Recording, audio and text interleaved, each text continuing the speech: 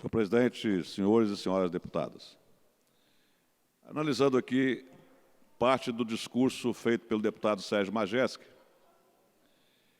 eu gostaria de estar nessa oportunidade fazendo um comentário sobre a questão do combate à corrupção no país. E a gente verifica que o fato da ocorrência permanente da corrupção está na falta de ação do Poder Judiciário, que, na verdade, é um poder que custa caro à população e que devia regular e prevenir as questões de forma mais imediata e de forma a não permitir que ela se alongasse. Nós temos registros de que a corrupção no país, ela existe nos municípios, especialmente começando os municípios, que, quando as denúncias ocorrem, os órgãos de fiscalização, nem tribunais de contas do Brasil e nem o Poder Judiciário, tomam as medidas imediatas e de acordo com a necessidade dos acontecimentos. A gente observa que, hoje, o que se percebe, especialmente nas ações municipais, elas ficam à vontade para agir da maneira que querem, sem respeito à legislação, sem respeito ao conteúdo jurídico das ações municipais, e que isso ocorre estendendo-se a vários estados e estendendo-se até ao governo federal. Não é de se duvidar que hoje mais de 50% das pessoas que ocupam o cargo público, bem mais de 50%, já entram na vida pública para se dar bem, já entram para levar vantagem e para praticar atos contra o poder público em benefício próprio. E existem pessoas, nas administrações municipais especialmente, que entram numa prefeitura com a cachorrinha amarrada na corda e que depois de 3 anos, 2 anos, 4 anos, sai com fazendas, com patrimônio desesperadamente maior, sem nenhuma ação das autoridades. Como existe na raiz do problema, e os municípios são a raiz do problema, pessoas que, administrando, não cuidam do meio ambiente, não cuidam dos servidores, municípios que não dão reajuste desde que entraram, que não cuidam da educação, que falta merenda escolar, que falta transporte escolar, que falta condição material dos professores praticarem as suas aulas, que na saúde simplesmente não existe nenhum atendimento. Tem área de saúde em alguns municípios do Espírito Santo que não possui nem esparadrapo para poder fazer um atendimento. E isso ocorre às vistas das autoridades. Isso ocorre às vistas das câmaras municipais, que o prefeito constrói a maioria e aí ganha a condição de fazer o que quer fazer e que as denúncias não são acolhidas pelo poder público. Tem juízes municipais e promotores nas comarcas que ainda fazem parte desse tipo de comportamento irregular, porque se omitem ao não denunciar, e tem juízes que, quando recebem a denúncia, são omissos em não afastar e não tomar providência. Então, a corrupção é construída na base. A corrupção é construída quando você vai no DETRAN, que é um dos órgãos mais corruptos de todos os estados do Brasil, um dos mais corruptos, e oferece dinheiro para poder furar a fila, para poder tirar um documento num tempo mais rápido.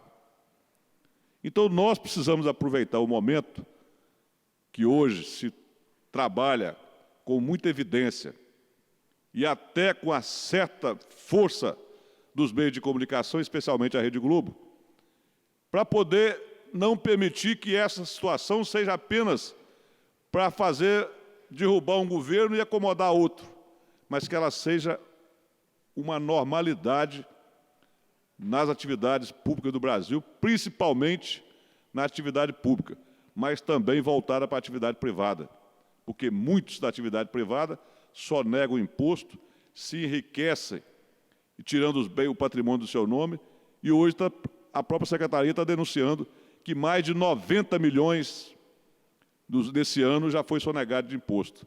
E o Estado do Espírito Santo possui 20 bilhões de reais de sonegação ajuizada e registrada pela Secretaria da Fazenda. Então, nós temos que aproveitar esse momento. Nós, aproveitando agora a eleição municipal, temos que conscientizar a população, essa população que está indo para a rua, que está reivindicando, que está pedindo as coisas, que elas também ajam no município, combatendo a corrupção nos municípios.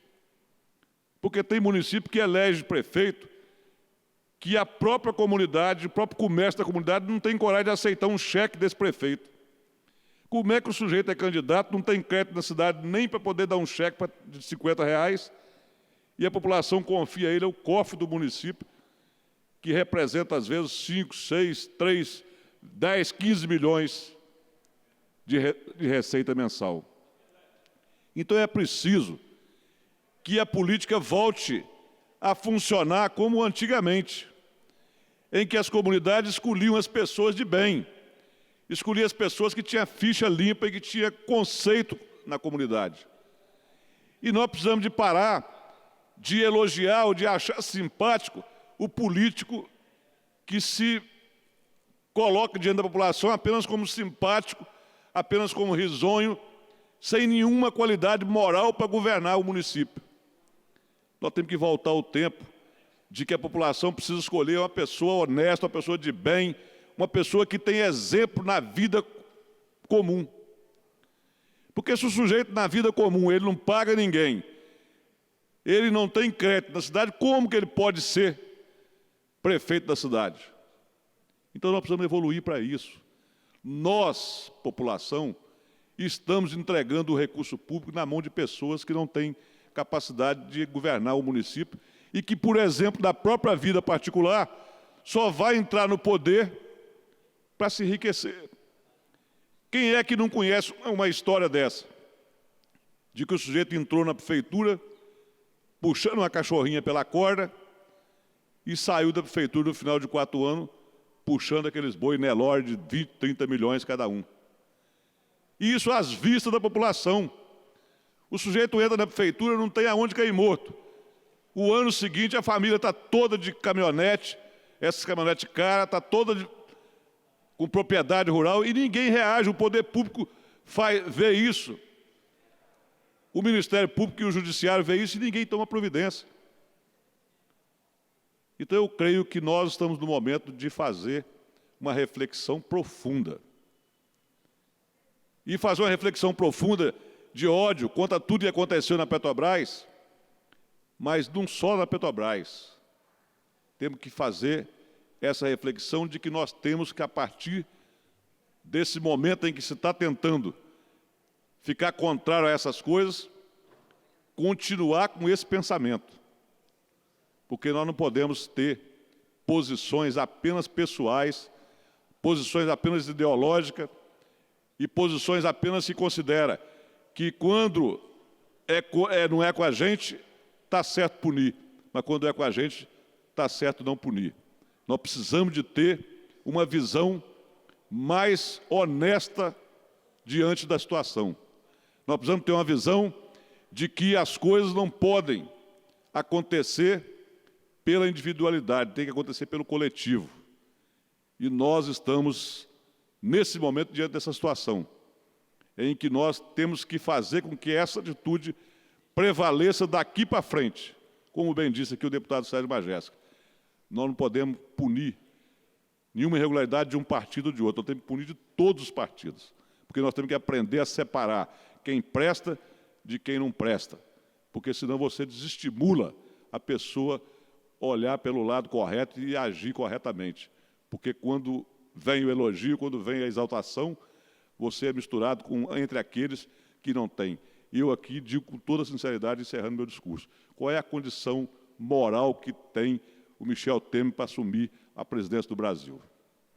Então, eu acho que nós temos que fazer um processo de limpeza, de desinfetar totalmente e não apenas parcialmente.